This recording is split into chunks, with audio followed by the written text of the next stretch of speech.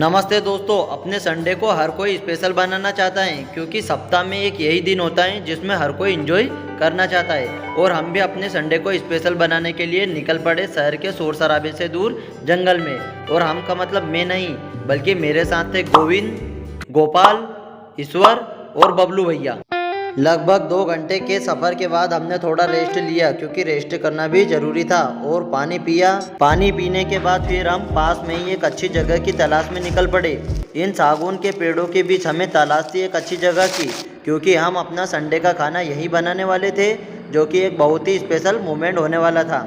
वैसे तो जंगल में आग जलाना अलाउड नहीं है, क्योंकि यहाँ सूखे पत्तों और सूखे पेड़ों की वजह से कोई भी समस्या आ सकती है। लेकिन कहीं कहीं पर सावधानियों का पालन करते हुए हम प्रकृति के नज़ारों के बीच ये भी कर सकते हैं। और फिर इस वीरान सुनसान जंगल में हम ढूंढने लग गए अपने लिए खाना बनाने की जगह, जहाँ पर पेड़ों की संख्या कम हो और सूखे पत्ते तो बिल्कुल ही ना हो। जंगल के बीच ऐसी जगह ढूंढना आसान नहीं था, लेकिन नामुमकिन भी नहीं था। और थोड़ी दूर चलने के बाद हमें एक तालाब दिखाई देता है, जहाँ पर पानी कम और दलदल ज्यादा होती है। लेकिन यहाँ मछली और गंदे पानी की बदबू की वजह से रुकना खतरे से खाली नहीं था। हम अपने कदमों की दिशा बदलकर और निराश होकर वापस आ जाते हैं अपनी गाड़ी के पास। चलते हुए हम सोच रहे थे कि शायद जंगल में ऐसी जगह होगी ही नहीं जहाँ पर हम खाना बना सके, क्योंकि चारों तरफ जंगल और सूखे पत्ते ही दिखाई दे रहे थे। लेकिन हमने अपनी उम्मीद कायम रखी और थोड़ा और आगे चलने का फैसला लिया। थोड़ा और आगे चलने के बाद हमारे बबलू भाई अपनी गड्डी को उतार देते हैं। हम इस मोमेंट में अपनी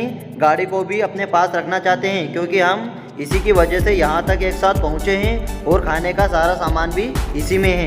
फिर गाड़ी को एक पेड़ के पास खड़ा कर हम निकल जाते हैं जगह देखने के लिए, क्योंकि यहाँ पर बहुत ही कम पेड़ दिखाई देते हैं और सूखे पत्ते भी बिल्कुल नहीं होते हैं। यहाँ जगह देखने के लिए हम आगे बढ़ते हैं। यहाँ का व्यू काफ़ी अट्रैक्टिव होता है और पहाड़ी के नीचे पेड़ों से पक्षियों के चहचहाट की आवाज़ आती है और बबलू भैया के कदमों की रफ्तार रुक नहीं पाती है। फिर ये दोनों कंपटीशन करते हुए पेड़ पर चढ़ जाते हैं, लेकिन चढ़ने के बाद ये यही सोचते हैं कि हम अब उतरेंगे कैसे, क्योंकि ये काफ़ी ऊपर पहुंच चुके थे। बबलू भैया की हालत तो बिल्कुल ख़राब ही हो गई थी। और ईश्वर भैया यहाँ के आसपास की सारी बोतलें इकट्ठा कर लाए हैं। शायद ये यहाँ बियर बार खोलना चाहते हैं, लेकिन नहीं, यहाँ पर हम अपना टारगेट फिक्स कर अपनी कला का प्रदर्शन करते हैं और एक एक करके सारी बोतलों को तोड़ देते हैं और सारे कांचों को इकट्ठा कर पॉलीथीन में भरकर एक पेड़ के पास रख देते हैं, क्योंकि हमें कचरा नहीं फैलाना चाहिए।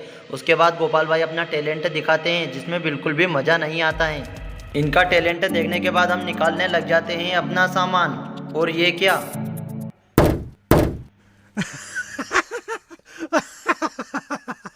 फिर खाना बनाने के लिए कार से धीरे धीरे सारा सामान बाहर निकाल लेते हैं और मैं और बबलू भैया दोनों मिलकर हमारे इस कैंपिंग टेंट को खड़ा कर लेते हैं। ये 2 पर्सन वाला टेंट होता है, जो कि मैंने डिकेथलॉन से खरीदा था और आज हमें इसके साथ फोटोशूट करना था और बहुत सारी रील भी शूट करनी थी। और ये हमारी इस जर्नी में 4 चांद लगाने वाला था। फिर एक एक करके सारा सामान हम पहाड़ी के किनारे पर ले जाने लगे, क्योंकि वहाँ पर एक कैक्टस का पेड़ था और वहाँ पर हवा की गति बिल्कुल धीमी थी, जहाँ पर हम आसानी से खाना बना सकते थे।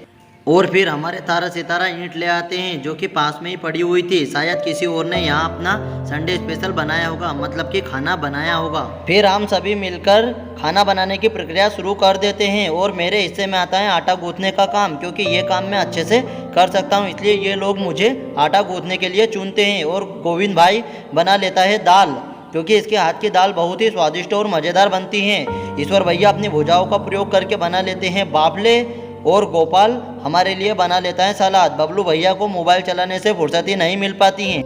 और सभी की कड़ी मेहनत और लगन के बाद बनकर तैयार हो जाता है स्वादिष्ट खाना। ये देखने में ही स्वादिष्ट नहीं था, बल्कि खाने में भी स्वादिष्ट और मज़ेदार था, क्योंकि इसे हम सबने मिलकर बड़ी मेहनत से बनाया हुआ था। खाना खाने के बाद हम लोग अपने दाल वाली कुकर में ही चाय को बना लेते हैं और चाय छाननी घर पर भूल जाने के कारण ईश्वर भैया अपना दिमाग चलाते हैं और अपने रुमाल से चाय को एक बोतल में छान लेते हैं।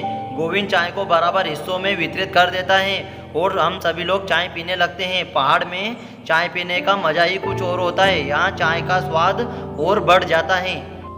फिर हम लोग निकल जाते हैं अपना खाना पचाने के लिए, मतलब कि ट्रैकिंग के लिए। आप अगर पहाड़ वाले जंगल में गए हो और आपने ट्रैकिंग नहीं की तो फिर जंगल का मज़ा ही क्या। फिर हम सभी जंगल में निकल जाते हैं।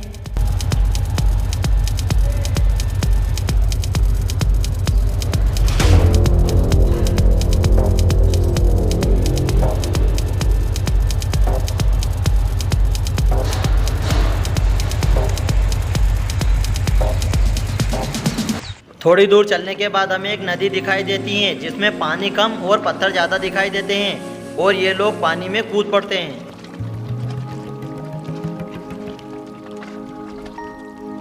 और नदी में एक रास्ता ढूंढकर नदी को क्रॉस कर लेते हैं। उसके बाद फिर और आगे बढ़ते हैं।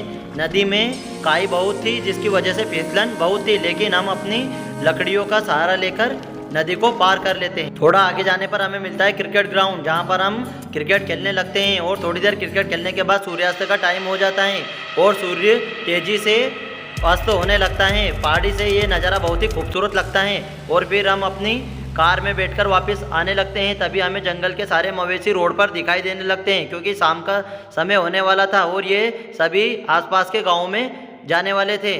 फिर हम अपनी गाड़ी की रफ्तार बढ़ाते हुए वापस पहुंच जाते हैं इंदौर, क्योंकि अंधेरा बहुत हो चुका था और ये संडे हमारे लिए बहुत यादगार था। We can never forget this memorable Sunday. Thank you for watching.